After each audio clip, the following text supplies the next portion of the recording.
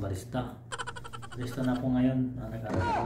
Sige nga, punta ka sa makina kung marunong ka ba. Ayan, punta ka sa makina ngayon pa. Sige, mag-latte art ka dyan kung marunong ka daw. Yun yung purpose doon guys sa skill mo yan. Hi vlog, may love shoutout everyone. It's Master Ramsby here. Ayan. So guys, pag-usapan natin ngayon ang ating pagbabarista, no? So, ang pagbabarista guys ay isang skill po yan, no? Hindi po yan basta-basta na trabaho, kasi skill po talaga yan siya na trabaho. Tulad na lang sa mga mga ganitong latte art, mga ganyan. So, kung wala kang ganitong latte art, mga ganyan na latte art, hindi ka pasa sa mga company, no? So, kailangan mo talagang aralin yung mga latte art mo, ang unang pag-aralin pala yung yung paano mag-foam ng ng milk, no, ng gatas. So paano mo ipo-foam yung gatas yung sa machine dito. Ayan, yung machine na ito, no. Paano mag-foam nito, no. So guys, yan, mahalaga talaga yan guys, paano mag-foam. Ayan. So ako guys, dati wala akong machine na ganito, no. So lately lang nagkaroon ng machine kasi nakabili ako dahil gawa ng sumahod tayo sa ating YouTube channel, no. So nakabili tayo ng ganitong machine, no. So may paliwanag ko sa iyo kung paano tayo nakasahod ng YouTube channel. So guys, balik sa pagbabarista, no. Yung pagbabarista natin guys ay hindi po basta-basta, no. So ako nag-aral ako ng barista, ayan, nag-aral tayo ng barista, no.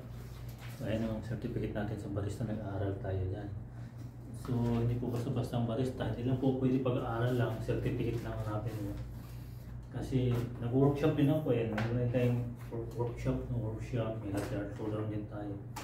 So ang kailangan mo talaga dito ay ang consistency sa foaming mo para makapag-latte art ka ng maayos, tsaka maganda yung foam mo.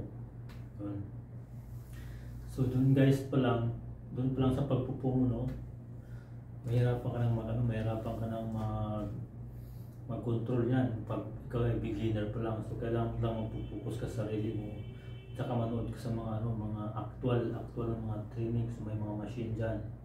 So doon ka talaga mag-focus sa foam kasi yun ang mahalaga, no. So guys, yun ang ako naman guys, no. So matagal na tayong barista, no, sa KSE. So nasa tayo 4 years tayong barista, so 3 years and a half tayong barista. So marami tayong experience yan guys, no, sa mga latte art. So nagtitraining tayo mga latte art. So paano pala ako nagtitraining sa latte art ko? Dati kasi bumili ako ng machine na maliit lang, no. So meron akong machine na maliit yan, tinago ko na kasi nakabili ako ng malaking machine. Doon ako sa maliit na machine na nagpa-practice dati, no. So yun, time na yun, medyo hindi ganun kagandahan yung yung pag-upong kasi maliit yung pressure ng hangin niya, medyo maliit lang, mahina. So ngayon guys, nakabili tayo ng malaking machine. Ito pang business talaga ito siya, no. Yan, pang business ko lang machine na to kasi ito ay pinaliit lang siya pero sinlakas pa rin sa ng mga simbali, yung mga yung mga double group ng mga makina na. Ito siya, mayroong 4 power horse na ito, no? May 4 power horse na yung makina natin. So pakita natin yung machine natin, no. Ayun, no.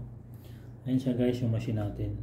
So nabili ko po yan siya ng 9,200 reals, no, sa sahod ko sa YouTube po yan. Ako po ay nag-YouTube. Hindi lang po ito ang platform ko, no, sa Facebook, sa YouTube talaga, na nag-YT tayo sa ating platform na YouTube. So yun guys, nabili ko po ito dahil kay YouTube. Sumahod tayo ng bongga sa YouTube. So instant po tayo nakabili ng machine, ng medyo magandang machine, pang business po talaga siya. Ito po yung pang commercial na machine, no. So guys, dahil dyan nagkaroon ako ng malaking interest sa pagbabarista dahil mayroon akong makina. So naisip ko na baka someday na pag tayo sa Pilipinas ay mag-business tayo ng mga milk tea, ganun, coffee. So dahil ikaw ay barista, so pwede sa yan pagkakitaan sa Pinas, no. Meron na tayong grinder, oh. machine, coffee machine grinder meron tayo dyan. Nabili ko lang ganyan ng, ng 400 real. Ito naman 9,200 real sa machine lang guys, hindi kasama yung mga distributor, mga tamper, wala, hindi kasama yung machine lang. So ayan guys, yun yung po yung ano ko no, yung sa usapan nating barista. Kailangan mo ng makina. Kung magpupursige ka talaga magbabarista, kasi ang barista guys, hiring po yan sila sa barko, sa buong mundo. Kasi sa ibang bansa kasi ano, hindi usong 3-in-1 dito. Pilipino lang 3-in-1 no guys.